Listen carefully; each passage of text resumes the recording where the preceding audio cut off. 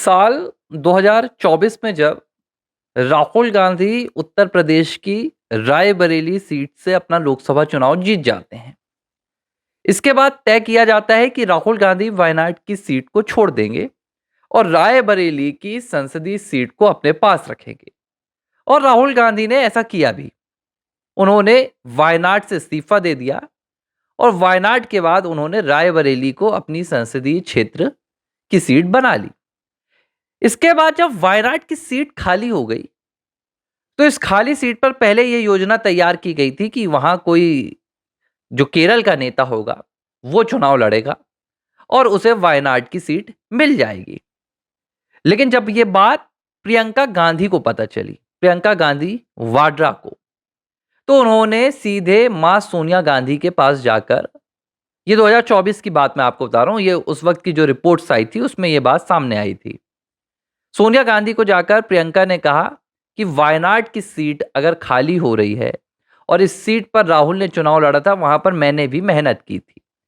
मैंने दोनों बार मेहनत की थी। मैंने 2019 में भी मेहनत की थी और 2024 में।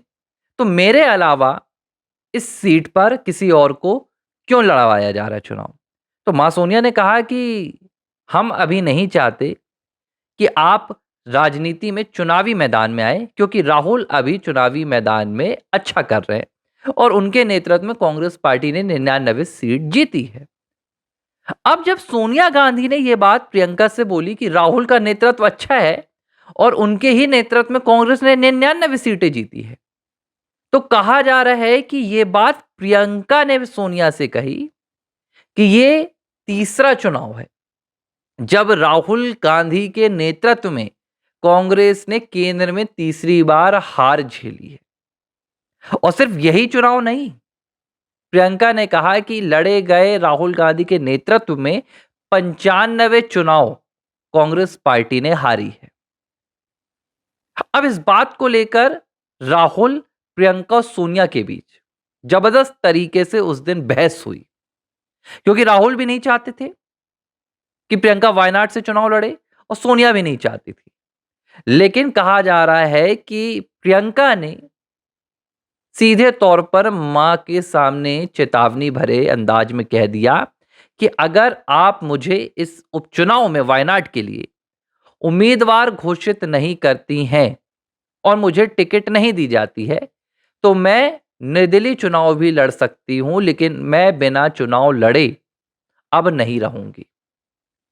मुझे मेरा राजनीतिक हक चाहिए।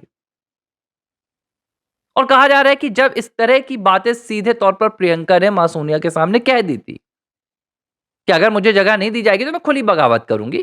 प्रियंका ने कहा कि मेरे पास अपना खेमा है, मैंने भी 25 साल की राजनीति कांग्रेस में की है, तो 4 लोग मेरे पास भी कांग्रेस के हैं। जाहिर सी बात है कि सोनिया इस बात को बंद कमरे से बाहर नहीं आने देना चाहती थी। उन्होंने प्रियंका के उम्मीदवारी की घोषणा करवा दी। प्रियंका ने चुनाव भी लड़ा, बकायदा वहां से वो जीत कर भी आती हैं। और जिस दिन से प्रियंका वायनाड से चुनकर आई, उन्होंने संसद में अपना कब्जा कांग्रेस पार्टी के धड़ में जमाना शुरू कर दिया। राहुल को लेकर कहा गया कि राहुल जहां पर रहते हैं आप उनके मामलों में खाली सपोर्ट दिया करिए।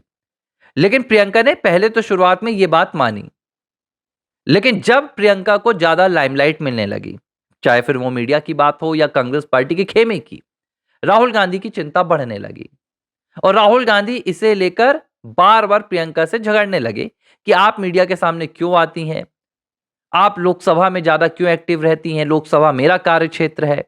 और इन बातों को लेकर कई छोटे मोटे झगड़े 1 साल तक प्रियंका और राहुल के दरमियान चलते रहे, लेकिन इसका कोई समाधान नहीं निकल रहा था। 2025 में दिसंबर के महीने में आखिरकार जब शीतकालीन सत्र की शुरुआत हुई, इस सत्र से पहले प्रियंका ने सीधे तौर पर कांग्रेस के नेतृत्व में दावेदारी ठोक दी। उन्होंने कहा कि बिहार चुनाव के बाद पूरा विपक्ष राहुल गांधी के खिलाफ है। विपक्ष के जितने दल हैं वो कह रहे हैं कि राहुल जिस तरह की राजनीति कर रहे हैं, वो जिस तरह के एजेंडे पर काम कर रहे हैं और जिस तरह का उनका बर्ताव है, इससे विपक्ष को नुकसान हो रहा है और इसलिए अब मैं चाहती हूं कि कांग्रेस की कमान मेरे हाथों में दी जाए और मैं कांग्रेस पार्टी का नेतृत्व करूं। ये तब की बात है जब बिहार चुनाव के नतीजों के बाद अचानक प्रियंका 10 से 15 दिनों के लिए गायब हो गई थी और कहा जा रहा है कि इस दौरान प्रियंका एक बार यूएस का दौरा भी कर कर आई थी, जहां उन्होंने कुछ लोगों से सलाह ली। कुछ लोग कौन है, किससे जुड़े हुए मुझे नहीं पता, लेकिन यूएस के दौरे के बाद प्रियंका ने इस बात का सीधे तौर पर दावा ठोका था। अब इस दावे के बाद राहुल ने और सोनिया ने पहले तो अपोज किया, पहले तो उन्होंने विरोध जताया कि भाई ऐसा नहीं हो सकता है, आप इस बात को समझिए, आप नादानी कर रही हैं। लेकिन प्रियंका नहीं मानी। प्रियंका ने शीतकालीन सत्र का ना सिर्फ नेतृत्व किया, बल्कि इसी लड़ाई में राहुल गांधी अचानक जर्मनी निकल जाते हैं, शीतकालीन सत्र छोड़ देते हैं कि ठीक है, तुम्हें संभालना है, तुम संभालो। लेकिन राहुल को यह उम्मीद नहीं थी कि प्रियंका एक कदम आगे निकल जाएंगी। राहुल भारत विरोधी राजनीति करने के लिए जाने जाते हैं, कर भी रहे हैं, जर्मनी में कर भी रहे हैं, सनातन विरोधी राजनीति करते हैं। संगठन चाहे वो सत्ता हो, सरकार हो, उनके विरुद्ध ही बोलते हैं। प्रियंका ने दूसरा तरीका अपनाया। अब प्रियंका माइंड गेम खेल रही है। प्रियंका को यह बात समझ में आ गई है कि राहुल जिस राजनीति को करके 20 साल में फेल हो गए हैं, हिंदू विरोधी राजनीति, राष्ट्र विरोधी राजनीति, हम दिखाने के लिए हिंदू विरोधी राजनीति नहीं करेंगे, राष्ट्र विरोधी राजनीति नहीं करेंगे।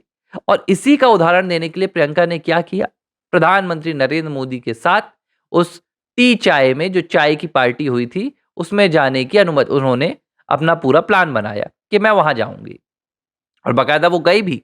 प्रधानमंत्री नरेंद्र मोदी के साथ बातचीत की उनके वीडियो भी सामने आए, और इस पूरे वीडियो के जरिए प्रियंका ने जो कांग्रेस का अपना खेमा था, उसे यह संदेश दिया कि देखिए, मैं आपके लिए प्रधानमंत्री तक पहुंच रही हूं, मैं सरकार के साथ काम करने के लिए पूरी तरह से यहां पर तैयार हूं, मैं आपकी आवाज को उठाने के लिए तैयार हूं, ये मेरी नेतृत्व की क्षमता है। वायनाड वाला भी उन्होंने वो सीन दिखाया, नितिन गडकरी से माफी मांगकर सीधे तौर पर गिड़गिड़ा कर कि भैया मुझे अपॉइंटमेंट नहीं मिल रहा 6 महीने से। भाई इन्हें क्या परवाह अपॉइंटमेंट लेने की, इन्हें क्या परवाह वायनाड के लोगों का काम करने का। लेकिन प्रियंका एक नई राजनीति करना चाहती हैं। इससे प्रशांत किशोर ने भी उन्हें एडवाइस किया है बकायदा। अब तक ये सब कुछ चल रहा था। अब इस पूरी कहानी में जो एक नया पहलू सामने आया है, वो है रॉबर्ट वाड्रा का। बकायदा रॉबर्ट वाड्रा ने खुलेआम ये बात बोल दी है कि कांग्रेस पार्टी का एक बहुत बड़ा धड़ है जो कह रहा है कि मैं भी राजनीति में आऊं और प्रियंका नेतृत्व में आए। जाहिर सी बात है, रॉबर्ट वाड्रा ये कहना चाह रहे हैं कि जिस कांग्रेस पार्टी को 20 सालों से सोनिया और राहुल गैंग चला रही थी, अब उस कांग्रेस पार्टी को प्रियंका और रॉबर्ट वाड्रा गैंग चलाएगी। एक बात तय हो गई है, ये कौन सी गैंग पार्टी को चलाएगी ये नहीं पता, लेकिन भाई बहन की इस पूरी लड़ाई में कांग्रेस के 2 फाड़ होना तय हो गए, और लगभग 2 फाड़ हो गए।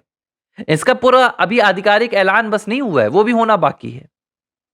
लेकिन कांग्रेस पार्टी जिसने देश के 2 टुकड़े किए, कांग्रेस पार्टी जिसने देश में 2-2 समुदायों को लड़वाया, कांग्रेस पार्टी जिसने देश को बांटने की राजनीति की, आज उसी कांग्रेस पार्टी का परिवार 2 हिस्सों में बंट रहा है। इसी को कहा जाता है जैसे को तैसा। आज सत्ता की लालच में प्रियंका राहुल के खिलाफ जा रही हैं और राहुल प्रियंका के खिलाफ जा रही हैं। यह है इनका असली चेहरा। ना तो इनको हिंदुओं से लेना देना है, ना इनको मुस्लिमों से लेना देना है। इनको सिर्फ और सिर्फ अपनी राजनीति और अपनी सत्ता से लेना देना है, जिसके लिए हर किसी को शिकार बनाते हैं।